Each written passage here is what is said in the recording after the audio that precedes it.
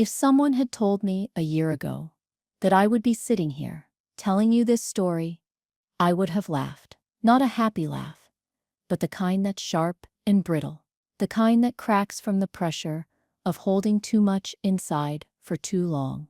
My life was, from the outside, a picture of suburban contentment. A lovely two-story colonial in a quiet cul-de-sac. A husband named Brian, who everyone thought was the epitome of charm, and a career I had built from the ground up, brick by painful brick. I'm Michelle, and for most of my marriage, I was the reliable one, the steady hand, the bedrock. It turns out bedrock is just something people stand on to get a better view for themselves. The view from where I am now, though, is finally my own, and it's crystal clear. The beginning of the end started with a phone call.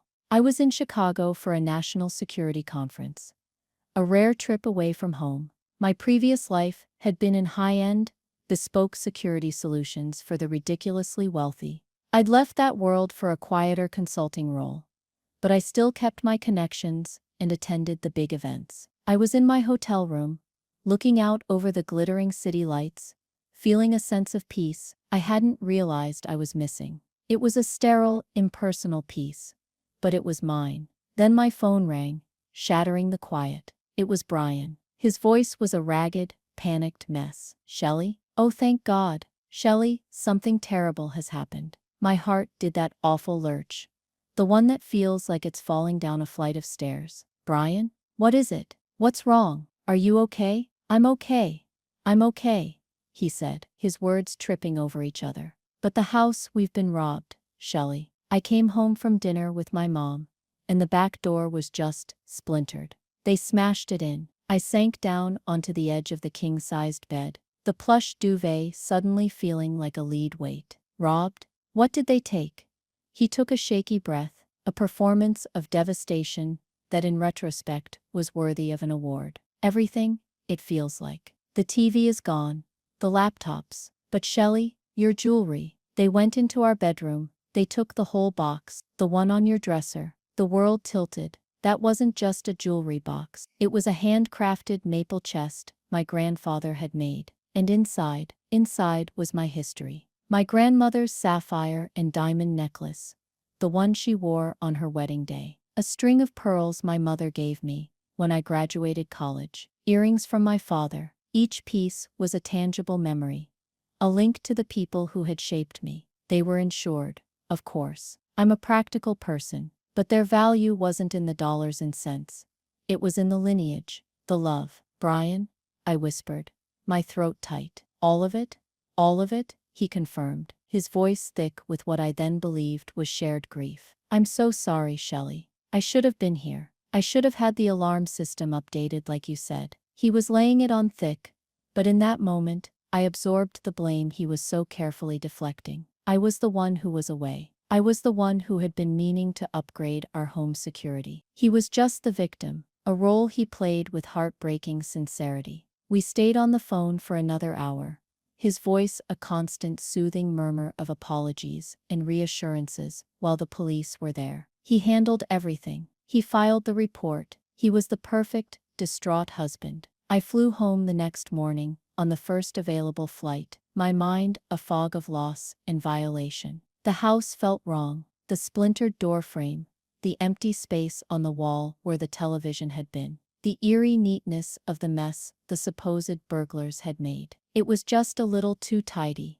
but I was in shock, and I let Brian guide me through the motions. He held me, he made tea, he called the insurance company. He was a rock, or so I thought. The first crack in his performance appeared a week later. The insurance company, surprisingly efficient, processed our claim quickly. The check arrived in the mail, a crisp, official-looking envelope that felt like a cheap consolation prize. I was still numb, still walking through the ghost of our home, touching the empty space on my dresser where the maple box used to be. Brian, however, was a different story. He opened the envelope, and I watched his face. He tried to keep it neutral, to maintain the somber mood that had filled our house for days. But he couldn't hide it. As his eyes scanned the figure on the check, a substantial six-figure sum, A wave of relief washed over him that was so profound, so absolute. It was like watching a man who had been holding his breath underwater for a year finally break the surface. It wasn't just relief, it was triumph. His shoulders, which had been slumped in a pantomime of sorrow, straightened. A tiny, almost imperceptible smile touched the corner of his lips before he caught himself and smothered it. It was an ugly, jarring sight, and it planted a seed of doubt in the barren soil of my grief. Why would he be so visibly thrilled? It was blood money, a reimbursement for the theft of my past. It shouldn't have brought him joy. It should have felt as hollow to him as it did to me. That night, I lay in bed, staring at the ceiling, while Brian slept soundly beside me for the first time since the robbery. His peaceful breathing was like sandpaper on my raw nerves. Something he didn't know about me, something he'd never thought to ask about from my old job, was that I am pathologically cautious. The jewelry wasn't just insured, it was protected. The most valuable pieces, especially my grandmother's necklace, were fitted with micro GPS trackers. It was a perk of my former career, a demonstration model of a new technology I'd helped develop. They were dormant, low power, designed to be activated remotely. I had never needed to use them, until now. My hand trembled as I reached for my phone on the nightstand. With my heart hammering against my ribs, I opened a discreet app, one disguised as a boring utility program. I entered my password and pulled up the asset list. I selected Grandma's legacy. My breath hitched. I sent the activation ping. For a moment, nothing happened. The screen just showed locating, and my stomach twisted into a knot of dread and a strange, terrifying hope. Then, a map bloomed on the screen. A small, pulsating blue dot appeared. It wasn't in a shipping container on its way to another country. It wasn't in a smelter's furnace. It was in a town called Port Blossom. A sleepy, slightly run-down harbor town, about a 2-hour drive from our home. The dot was stationary, pinpointed over a small building on a street called Mariner's Way. I zoomed in, my blood turning to ice. The business name came into focus. Port Blossom Pawn and Loan. The air left my lungs in a silent scream. He hadn't just allowed my history to be stolen. He hadn't just been relieved by the insurance money. He had orchestrated the entire thing. My husband, the man sleeping peacefully next to me, was the burglar. He had taken my most precious possessions, my heart, and sold them for cash. The betrayal was so immense, so cinematic in its cruelty, that for a moment, it didn't feel real. It felt like something I was watching happen to someone else. But the cold dread coiling in my gut was very, very real. I looked over at his sleeping face, the picture of innocence, and I felt a cold, hard clarity descend upon me. The grief was gone. In its place, something far more dangerous was beginning to grow. I didn't sleep. How could I? I spent the rest of the night sitting in the dark of our living room. The glow of my phone, the only light, replaying every moment of the last week, the last year, the last decade of our lives together. Every sigh about money, every sympathetic nod when his family needed help, every little compromise I had made now seemed sinister.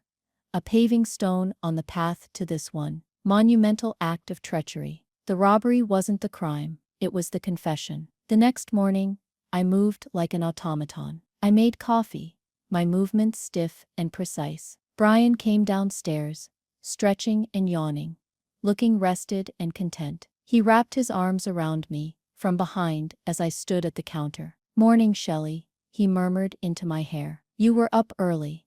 I didn't flinch. I didn't pull away. I let him hold me, and it took every ounce of my willpower not to recoil from his touch. It felt like being embraced by a snake. "Couldn't sleep," I said, my voice eerily calm. "Just thinking." "Don't think too much," he said, giving me a squeeze. "We have the check. We can start replacing things. We'll get a better TV, a top-of-the-line laptop for you, and we can go look at new jewelry. We'll make new memories." New memories. The phrase hung in the air between us, thick with unspoken irony. He wanted to use the money from my stolen past to buy a new shiny future. His audacity was breathtaking. I just nodded.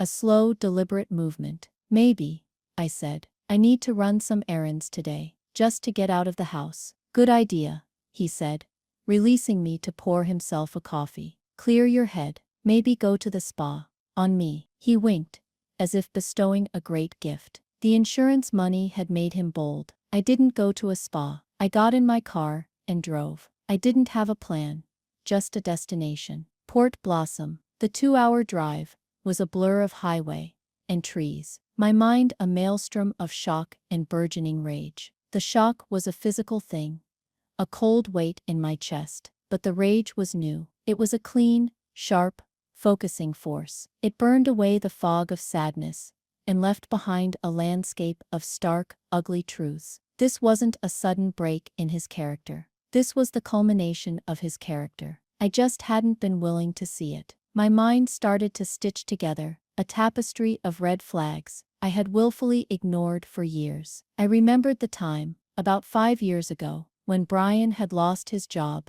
at a mid-level marketing firm. He came home with a cardboard box of his desk things, his face a mask of wounded pride. The company was restructuring, he said. They were cutting his whole department. He had been blindsided. I had comforted him, told him it wasn't his fault, that the economy was tough. For nearly a year, I had supported us both on my single, albeit substantial, salary. I paid the mortgage, the bills, his car payment. I encouraged him to take time off, to find his passion. He spent months playing video games and networking, which seemed to mostly involve long lunches with friends. It was almost 6 months later, at a casual party, that I ran into a former colleague of his. After a couple of glasses of wine, she'd let it slip. It was such a shame about Brian, she'd said, her expression sympathetic. He was so creative, but he just couldn't handle the deadlines. And the expense reports, that was a real mess. Expense reports, I'd pressed gently, and she'd clammed up, realizing her mistake. But the seed was planted. It wasn't a layoff, it was a firing. He had lied, painting himself as a martyr to corporate cruelty, when the truth was far more mundane and pathetic. He was incompetent. When I'd cautiously brought it up with him, he had exploded. He accused me of listening to gossip, of not trusting him, of trying to kick him when he was down. He was so convincing in his righteous anger that I found myself apologizing. I had let it go. I had chosen to believe the lie because the truth was too uncomfortable. Then there was his family. His mother, Gloria, was a woman who had weaponized fragility. She was a perpetual victim of circumstance. There was always a leaking roof, a surprise medical bill, a broken-down car. She would call Brian, her voice quavering with distress, and Brian would turn to me, his face etched with worry. "Mom's in a real bind, Shelley. She hates to ask. But," and I, wanting to be a supportive partner, would always say yes. "We'll help her out." It was never a loan, always a gift.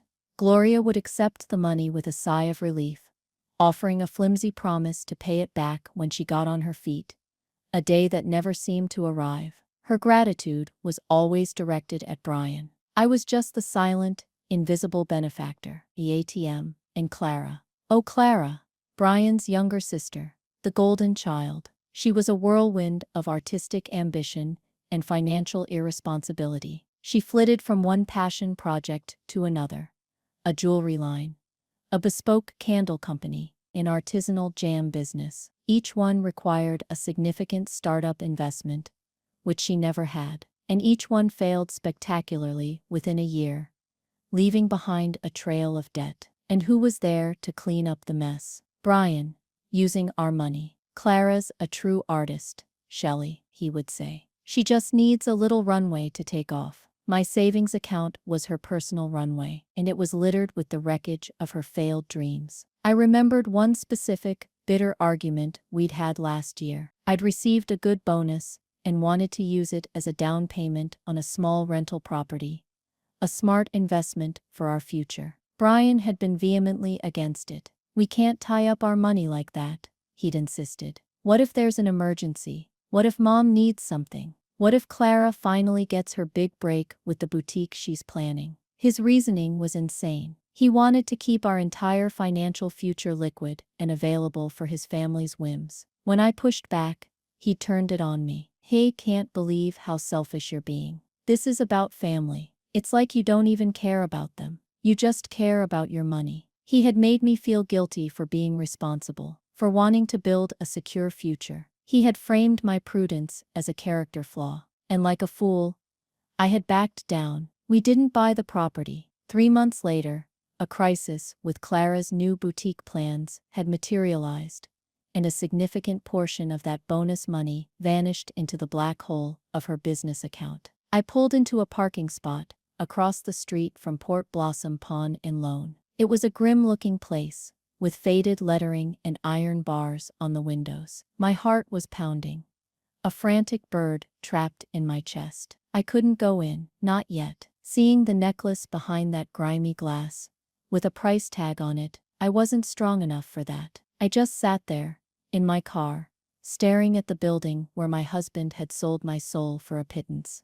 The arrogance of it was what truly staggered me. He hadn't even driven to a different state. He just went 2 towns over, confident in his own cleverness, in my grief-stricken obliviousness. He thought I was a fool. The rage was now a cold, hard diamond in my chest. Grief makes you passive. Rage makes you act. I took a deep breath and pulled out my phone. I had one more card to play, a relic from my old life. My former mentor at the security firm, a man named Arthur Vance, owed me a favor, a big one. I had once saved his reputation by discreetly handling a situation involving his wealthiest client in a very embarrassing security breach. Arthur was a ghost, a master of the digital back channels that run beneath the surface of the world. I called him. He picked up on the second ring. "Michelle," he said, his voice a low, gravelly rumble. "This is a surprise. Everything all right?"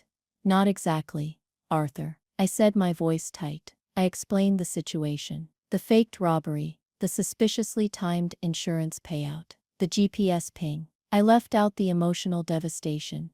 Arthur dealt in facts, not feelings. He was silent for a long moment when I finished. I could picture him in his study, surrounded by books and outdated tech, a glass of scotch in his hand. "The man is an amateur," he finally grunted, "and an idiot. To pawn a piece that unique so close to home. He was either desperate or he has absolutely no respect for your intelligence." "Both, I think," I said. "What do you need from me, Michelle?" "The pawn shop, Port Blossom Pawn and Loan. They require a photo ID for all transactions. The records are digitized, but stored locally. I need the transaction record for a specific sapphire necklace, pawned in the last 10 days. I need the name and the photo from the ID." Arthur sighed, a sound like gravel turning over. "That's not strictly legal, you know." "I know," I said. "Neither is insurance fraud for $100,000. There was another pause. "The file will be in your encrypted inbox within the hour," he said.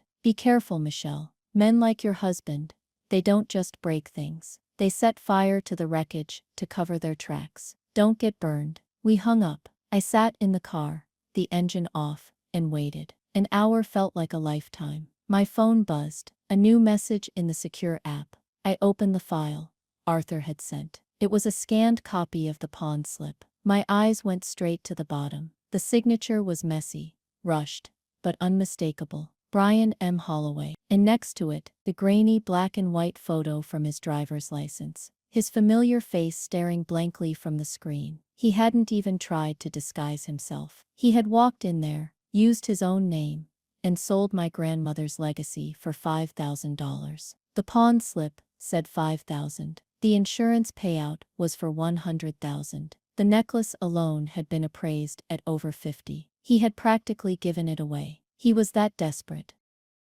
That was the moment the last of my sorrow died. It evaporated, replaced by a chilling, resolute calm. This was no longer a personal tragedy. It was a strategic problem, and I was, if nothing else, a strategist. My husband had declared a secret war on me. He just didn't know that I had a far bigger arsenal. It wasn't about revenge, I told myself. trying to hold on to some piece of the woman I used to be. It was about justice. It was about consequences. But as I stared at his smug, thoughtless face on that pawn slip, a different thought echoed in the silent, cold chambers of my heart. It wasn't about revenge, until it was. The drive home was different. The rage was no longer a hot, chaotic thing. It had cooled, hardened into a purpose. I felt a clarity I hadn't experienced in years. My entire marriage, I had been playing defense, constantly reacting to Brian's needs, his family's demands, his manufactured crises. I had been the goalie, and they had been taking shots on my net nonstop.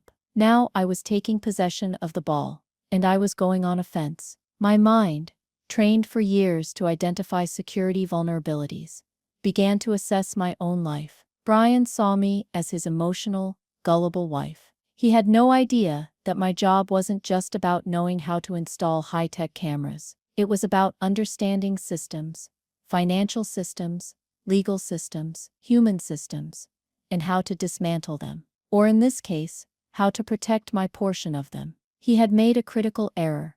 He underestimated his target. He saw a safety net, just as Arthur had said, and assumed it had no teeth. When I got home, Brian was on the couch, watching a movie on our brand new, oversized television, paid for with the first fruits of his fraud. He smiled at me.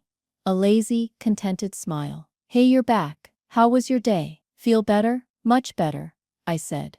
And the scariest part was that I wasn't lying. I felt powerful.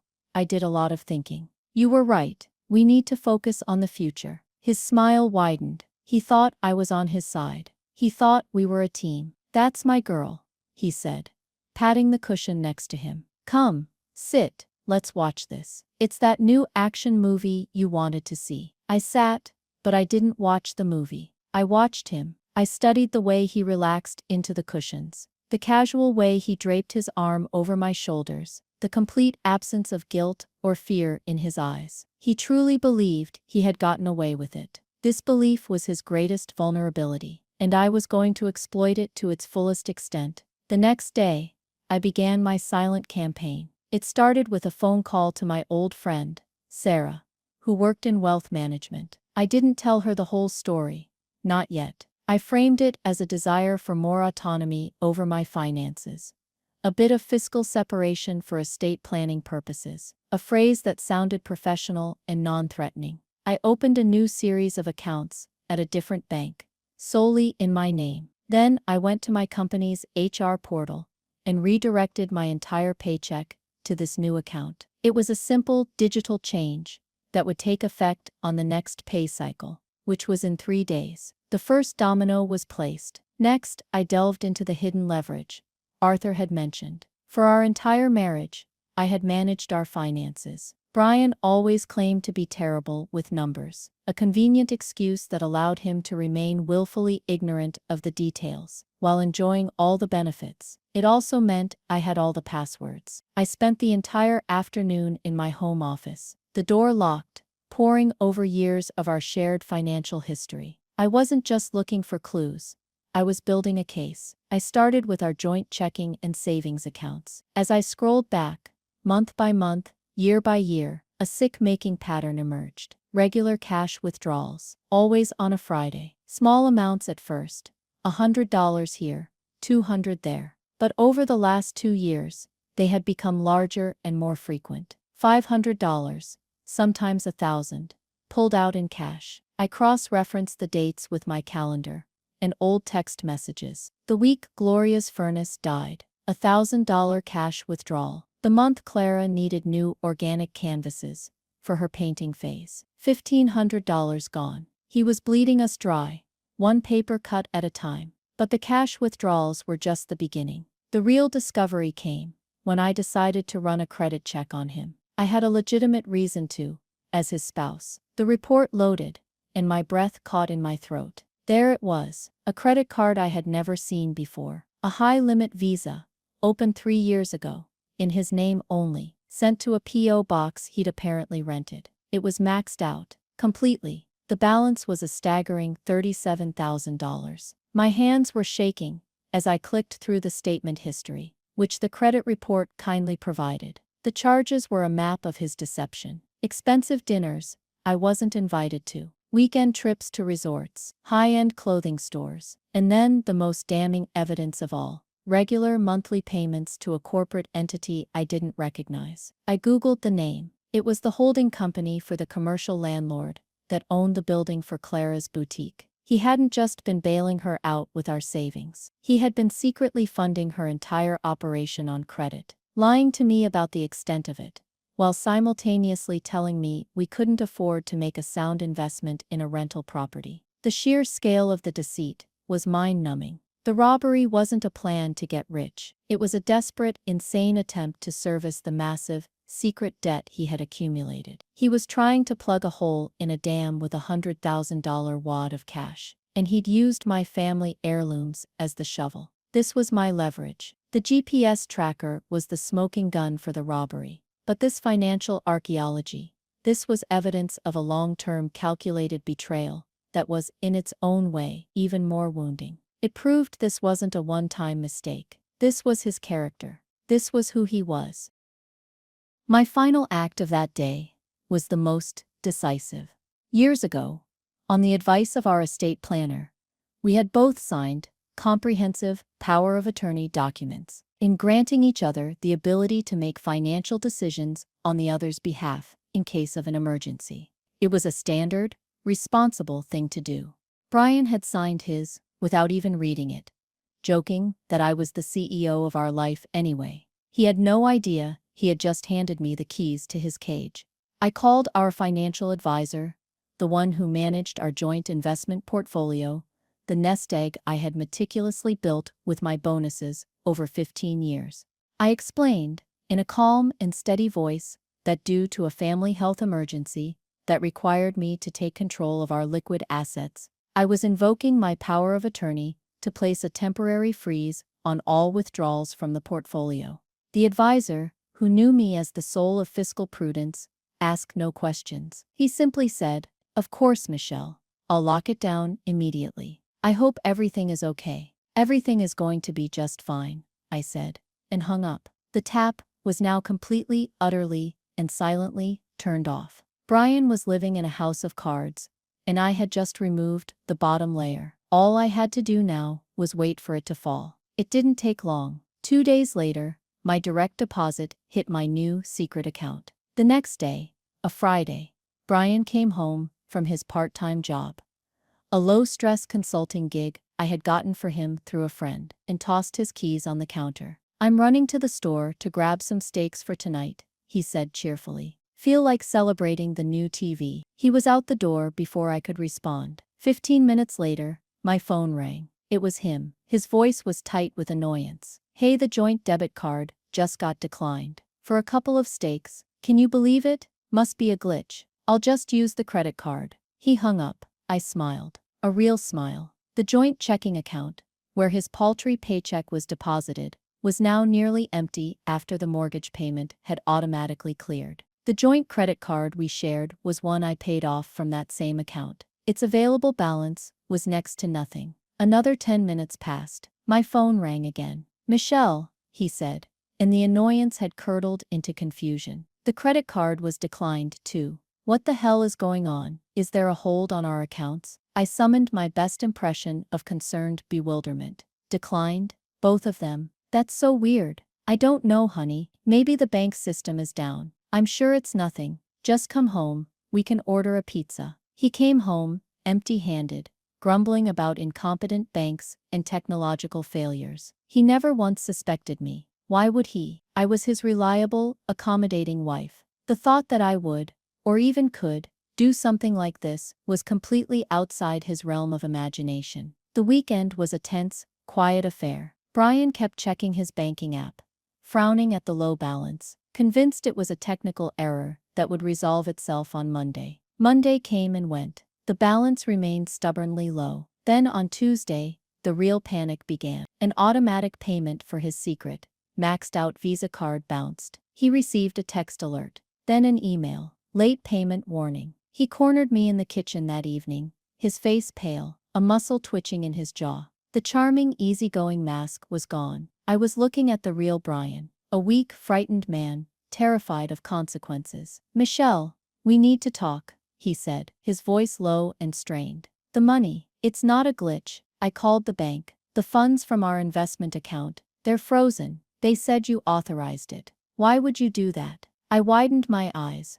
a perfect picture of innocence. "I had to. I got a fraud alert. Something about suspicious activity. I panicked and told them to freeze everything until we could sort it out. I was trying to protect us. I was weaving a lie out of the shreds of his own deception. It was a dark, exhilarating art." He stared at me, searching my face for any sign of duplicity. He found none. I had been his wife for 12 years. I knew exactly how to look honest. His panic, however, was stronger than his suspicion. Okay. Well, you need to unfreeze it. Now, Michelle, we have payments that are due." "Of course, honey," I said soothingly. "I'll call them first thing in the morning." I didn't, of course. The next day, he got another bounced payment notice. And another. The creditors started calling. He would take the calls in another room, his voice a low, desperate murmur. The walls of his secret life were closing in on him. The final piece of the puzzle fell into place that afternoon. My phone rang.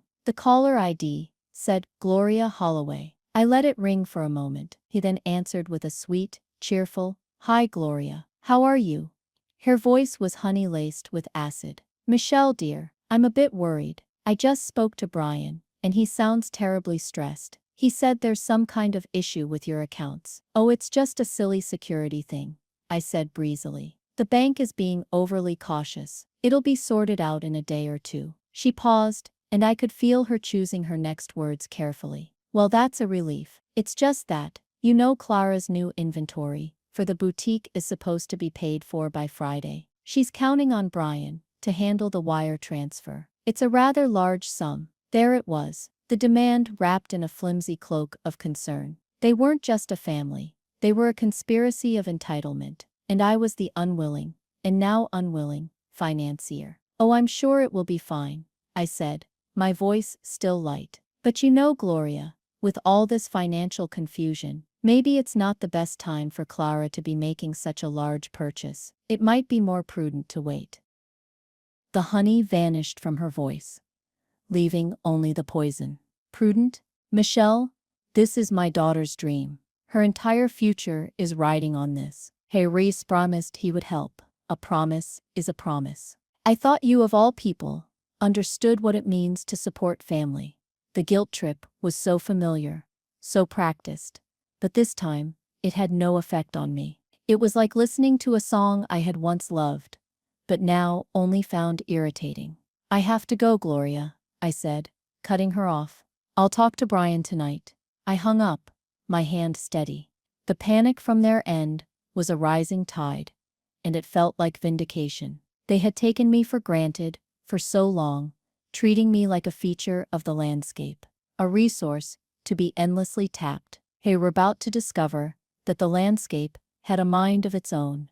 The silent takeover was complete. Now, it was time for the power shift. The intervention, when it came, was as clumsy and predictable as everything else they did.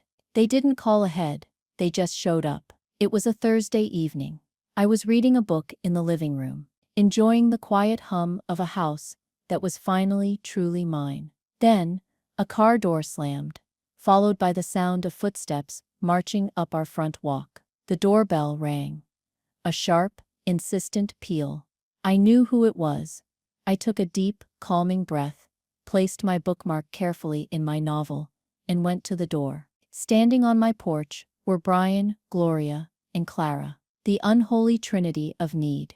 They looked like a delegation of doom, their faces a mixture of forced concern and barely concealed fury. "Michelle," Brian started, trying for a tone of gentle reason. "We were worried about you. You haven't been answering our calls. Can we come in?" he said. Our calls, but it was his mother and sister who had been blowing up my phone all day. I had ignored every single one. "Of course," I said, stepping back and opening the door wider.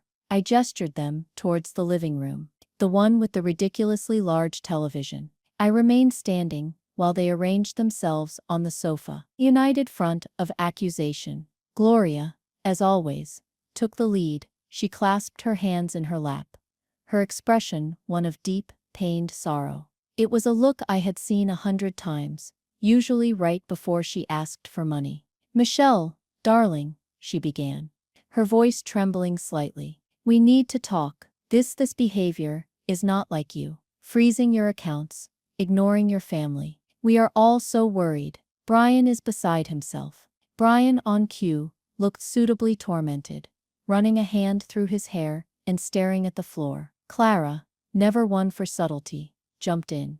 "Worried? I'm past worried, Mom. I'm furious. My main supplier for the boutique called me today. The payment is late. They're going to give my entire fall collection to another store if I don't pay them by tomorrow. Do you understand? You're ruining my business." Her voice rose, sharp and shrill. She pointed a finger at me. "This is because of you." I let her outburst hang in the air, a testament to her spectacular self-absorption. I didn't even look at her. My gaze was fixed on Brian. "Is that why you're here, Brian?" I asked, my voice quiet and even. "Because Clara's allowance is late." He flinched, stung by the word allowance. "That's not fair, Shelley," he mumbled. "It's not like that. We're a family. We help each other. You're the one who is suddenly acting cold and distant. I don't understand what I've done." "What you've done?" I repeated the question, letting it settle over them. The sheer, unmitigated gall. He sat there,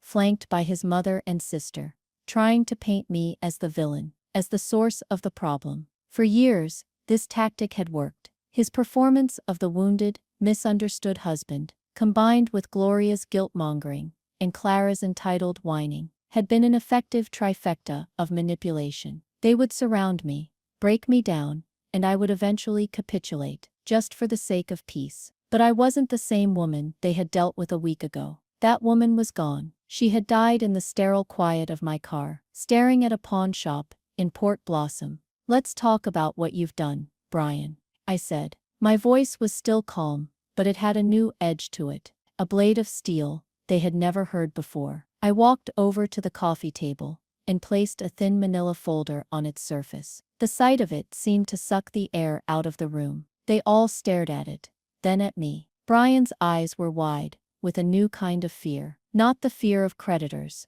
but the fear of the unknown. "You want to fix this," I said, echoing the words he had used just days before. "You said, whatever is wrong, we can fix it together. So let's fix it. Let's start with the most recent problem." I opened the folder. The first thing I pulled out was a single sheet of paper, a satellite map, printed in color. I slid it across the coffee table toward them. A small, pulsating red dot had been photoshopped onto the image, marking a specific building. "Port Blossom," I said, conversationally. "It's a charming little town, a bit run down, but it has character. You were there last week, weren't you, Brian? On Mariner's Way." Brian's face went from pale to chalk white. He looked like he was going to be sick. Gloria and Clara just looked confused, glancing from the map to my face, not yet understanding. I don't know what you're talking about," Brian stammered. "Don't you?" I reached back into the folder.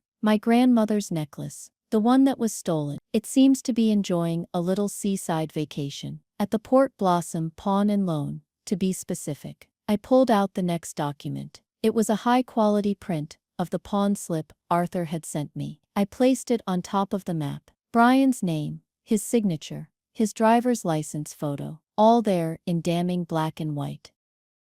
Clara leaned forward, squinting at the paper. "What is that?"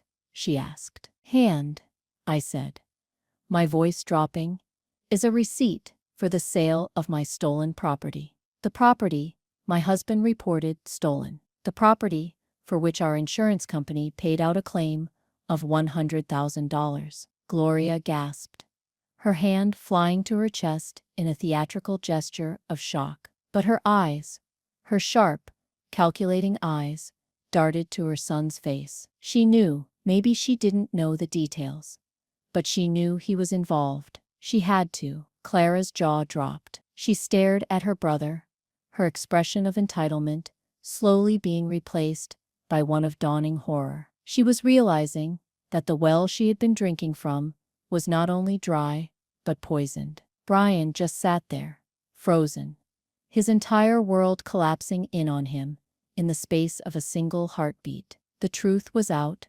laid bare on the polished surface of our coffee table. The silence that followed was heavy, suffocating. Brian couldn't speak. He just stared at the pawn slip, at the irrefutable proof of his betrayal. His carefully constructed reality had been demolished. $5,000, Brian, I said, my voice laced with a contempt so profound it felt like a physical thing. That's all my grandmother's legacy was worth to you? $5,000? You sold a piece, appraised at over $50,000, for a tenth of its value. You must have been incredibly desperate. Finally, he looked up at me, his eyes swimming with tears. But they weren't tears of remorse. They were tears of self-pity. Shelley, I can explain, he whispered. Oh, I think I have the explanation right here, I said, reaching back into my folder of horrors. One by one, I laid them out like a game of solitaire.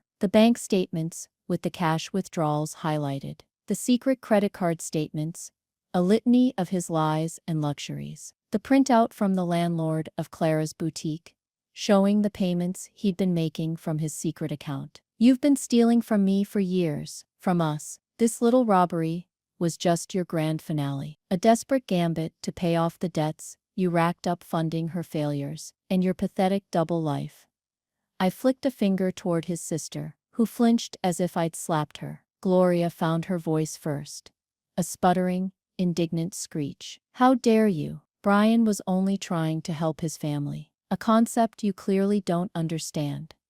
I turned my cold gaze on her. Help his family, or enable them. You have been a parasite on this marriage since day one, Gloria. You and your precious, useless daughter. You bled him dry, and when he had nothing left to give, he stole from me to keep you happy. So don't you dare talk to me about family. The truth, spoken so bluntly, stunned her into silence. Brian finally broke. He slid off the couch onto his knees, crawling the few feet toward me. It was a pathetic, wretched sight. He grabbed my hand. His was clammy and cold. Shelley, please, he sobbed. I'm so sorry, I was drowning. I didn't know what else to do. I was going to pay you back. I swear, once Clara's shop took off, I was going to make it all right. His words were meaningless. They were the last desperate lies of a cornered animal. I pulled my hand from his grasp, as if it had been burned. Make it right, I said, my voice dangerously soft. There is no making this right, but I'll tell you what is going to happen now. I leaned forward, my eyes locked on his. The insurance company was very interested to learn where my stolen jewelry ended up. They have a special department for this kind of thing. They call it major fraud. It carries a sentence of up to 10 years in a federal prison. This was a lie. I hadn't spoken to the insurance company. Not yet. But the threat, the beautiful, terrifying threat, was all that mattered. And wire fraud, using interstate communications to perpetuate a scheme, that's another 5 to 10. And since you, I looked directly at Gloria and Clara, were the primary beneficiaries of this long-term financial fraud. I believe the legal term for your involvement is conspiracy. The investigators would be very interested in talking to both of you, to see just how much you knew. The color drained from Gloria's face. Clara looked like she was about to faint. The reality of actual tangible consequences, not just a ruined business, but prison, was something that had never occurred to them. They lived in a world cushioned by my money and Brian's lies. That world was now on fire. I have a proposition for you, Brian, I said, standing up, towering over him. A deal. You are going to sign a quitclaim deed, turning over full ownership of this house to me. The house my money paid the down payment on, and my salary has paid the mortgage on for a decade. You are going to sign a divorce petition that states you waive any and all claim to any of our marital assets. The savings, the investments, the pensions, all of it. You will walk out of this house with the clothes on your back, and nothing else. And in return for your complete and total cooperation, I tapped the folder on the coffee table. This file and its contents, Do not get forwarded to the insurance company's legal team and the U.S. Attorney's Office. I looked at my watch.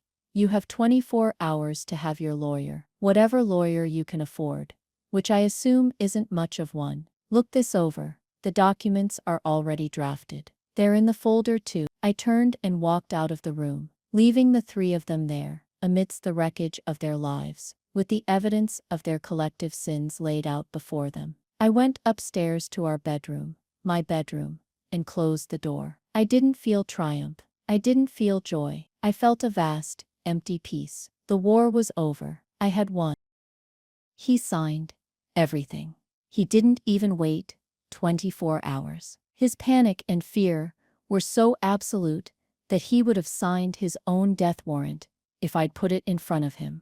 A mobile notary I had on standby came to the house the next morning. Brian sat at the dining room table, his hand shaking so badly he could barely hold the pen. Gloria and Clara were nowhere to be seen. He didn't look at me once. He just signed, his shoulders slumped in utter defeat. When it was done, he stood up, walked to the front door, and left. He didn't take a thing. The car he drove was registered in my name, so he called a rideshare. I watched from the window as he climbed into a stranger's car and was driven away from the life he had systematically destroyed. Just like that, 12 years of my life were over. The aftermath was quiet. I never heard from Brian directly again. I heard through the grapevine that he was living on a friend's couch, working a menial job at a warehouse. His grand ambitions had crumbled into dust. Gloria, without my financial support to prop up her fabricated lifestyle, had to sell her house and move into a small, cramped apartment. And Clara's boutique, it folded within a month. Without my money to pay her suppliers and her rent, her dream evaporated. They got exactly what they deserved. The natural consequences of their own actions. It was a kind of karmic justice that was more satisfying than any screaming match could ever have been. As for the jewelry, I hired a private investigator, a contact of Arthur's, to go into the pawn shop and buy the necklace back for me. It cost me more than Brian sold it for, but it was worth every penny. Holding it in my hand again, the cool weight of the sapphires and diamonds felt like reclaiming a piece of my own soul. The insurance company, I called them and told them the most remarkable thing had happened. The police had recovered my jewelry. I sent back the check. It was never about the money, not really. It was about the principle. The lie could not be allowed to stand. I sold the house. It had too many ghosts. With the proceeds and the considerable nest egg that was now entirely mine, I bought a small cottage on the coast, not far from Port Blossom, which I found deeply,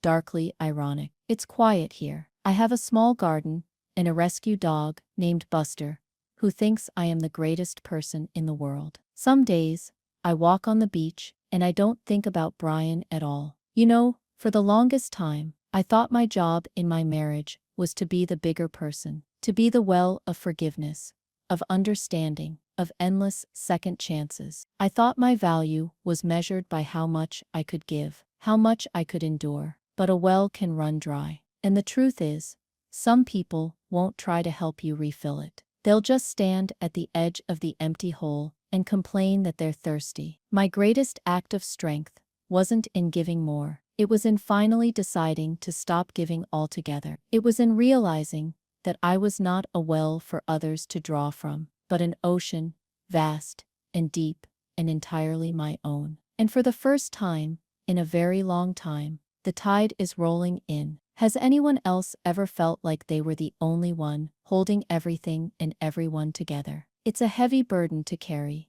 and I want you to know you're not alone. Let me know your story in the comments below. Reading about your experiences, your own moments of clarity, helps more than you can imagine. And if you'd like to hear more stories about people finally turning the tables and getting the vindication they deserve, make sure you like this video and subscribe to the channel. Thank you for listening.